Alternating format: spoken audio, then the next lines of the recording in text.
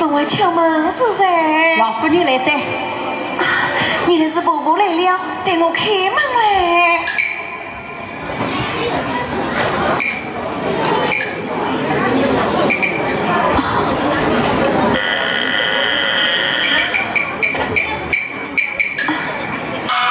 见过婆婆，咱们个道理都晓得嘞。我见过婆婆，起来，谢婆婆。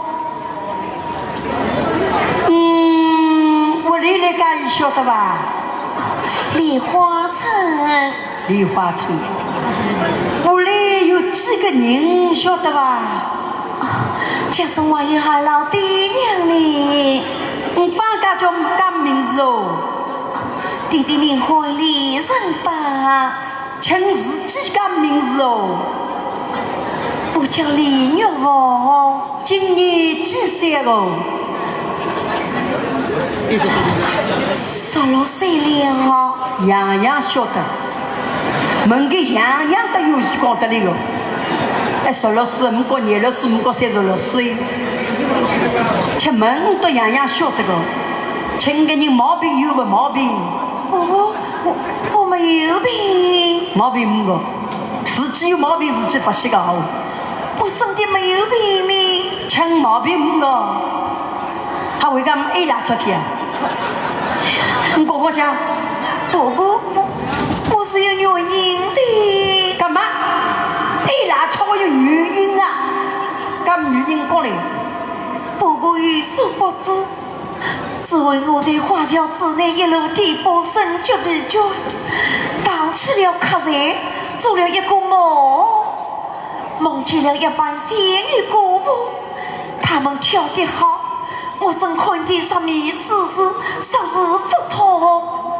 那时来了一个娘娘，她手捧了一只金丝马桶，她叫我方便在马桶之内，谁知醒来之后，竟然方便在花轿之内了呢。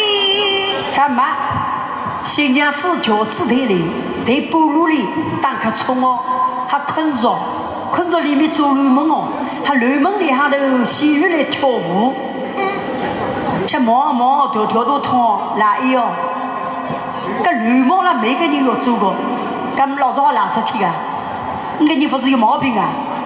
你娘搞得我屋里下不眼路哎，你把老夫老爷拿出来，我忙屋里日过日来拿出个啦。真是嘞！我对个哪一揪了个要死了！我多样你个，老爷非讨啊，把我眼出来个，咁个乞丐饭，该个楼底饭对了，忙忙个马上我上了干好了，绣花枕头来稻草了。我是我手留等我5、2人摆堂，下套小老人生出来哦，还小人条眼上去啊那，这个娘喽，哪一揪喽，还只剩做人。你等等。婆婆，你做什么？